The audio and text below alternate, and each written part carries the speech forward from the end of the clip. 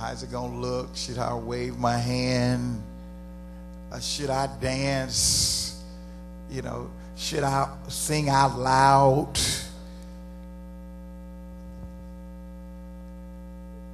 We got to get all that stuff out of us. Amen. And just go ahead on and magnify the Lord with our whole being. You ought to let your toes twinkle.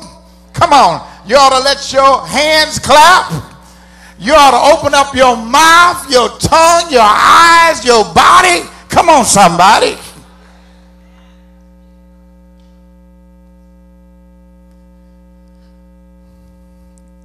I'm going to tell you about Mary. She couldn't be silent and she couldn't be still. So she sang a song. Listen to her song. She says, for he has looked on the humble estate of his servant. She was astounded that God had looked upon her, that God had turned his eyes upon her, that God had paid attention to her, because everybody else was overlooking her. Come on, somebody. Even her family overlooked her. The neighbors overlooked her. The community overlooked her. The city overlooked her. But not God. God found her. God saw her. God paid attention to her. And God chose her. And somebody in this room today, if you feel like you've been overlooked, don't worry about the folk. Let them overlook you. But you ought to live in such a way that God will look at you. That God will pay attention to you. That God will turn his eyes and see you. We are too busy trying to please everybody else and be recognized by everybody else. But what we need is to be recognized by God.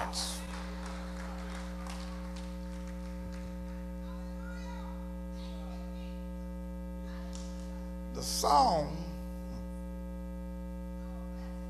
reveals that Mary was no prima donna. She was no vain person, difficult to work with. Is that why God chose her? She was not demanding. She was not conceited. She was not hard to please. Because some sister in here would have said, now God, now if you're going to do this, if you want me to get pregnant, I haven't even had a year of marriage. Now, if you want me to get pregnant, you better get me and Joe a big house. And God, you better get us some servants, because I'm young. I really didn't feel like messing with no baby. And you better take care of us royally. Now, God, you better make sure that my baby has everything. My baby has the best this and the best that and the best this. And God, you better do something great if you want me to go through all of that.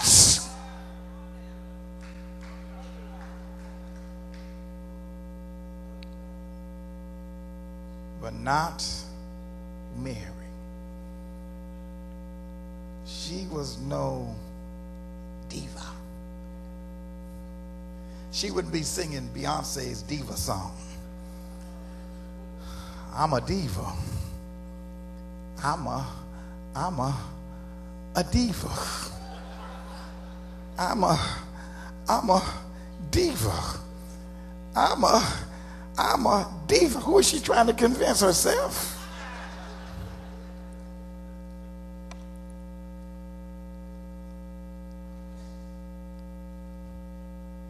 Neither would she be singing JC's Ain't I? Come on, young people. If you want God to use you, you can't get all caught up in ain't I? Ain't I this? Ain't I that?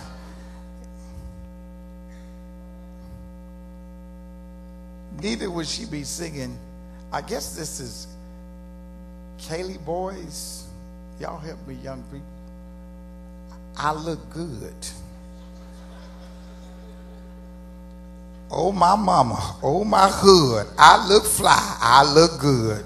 Touch my swag. Wish you could. I look fly. I look.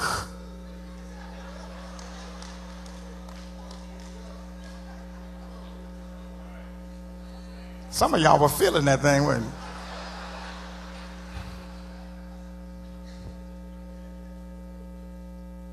Not Mary. She was humble. She knew she didn't earn God's favor. She didn't even apply for it. Listen to her sing. For behold, from now on all generations will call me blessed, for he who is mighty has done great things for me.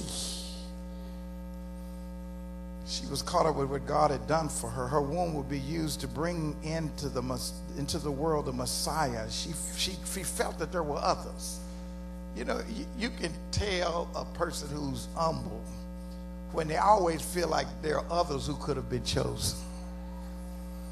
But when they feel like, yep, God, you got the right one.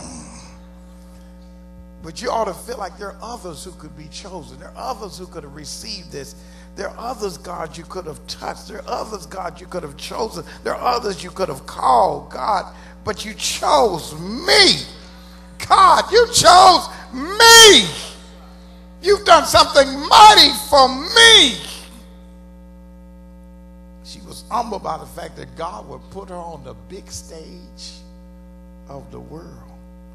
Not just of Nazareth, but of the world.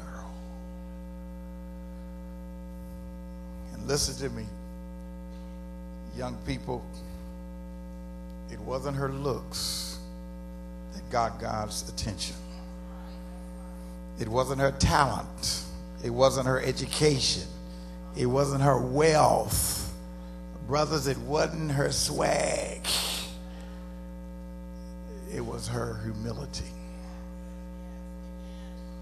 And when God saw this humble young woman, he said, that's who I want. She can bring in my child. God knew that when after Jesus came into the world, Mary wasn't going to go throughout Nazareth and holding up the child saying, look at my baby. Look at my baby. Look at who I have. His name is Jesus. God knew that Mary wasn't going to change after he chose her. And that's a real big problem with us. Sometimes after God chooses us, we change. That's why we talk to our leaders in the leadership retreat about don't edge God out. Once you get a title, once you get a position, once you get what you've been dreaming for, don't now change and like you don't need God. Amen. Look at your neighbor and say, stay humble.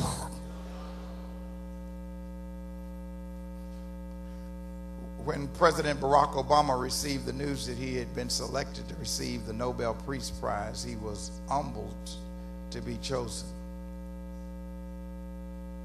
He said, compared to some of the giants of history who have received this prize, King, Marshall, Mandela, my accomplishments are slight. And you know what? He was telling the truth. He didn't feel like he deserved it. Gosh, you've chosen me.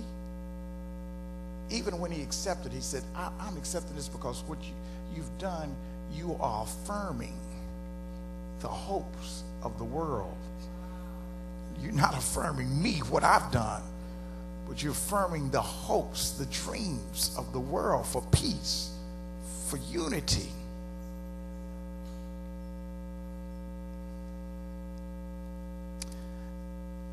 Some people who got it going on,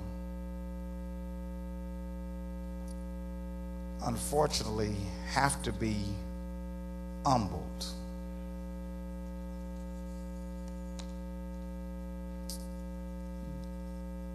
They're rich, they're famous, got a lot of money, they got it going on,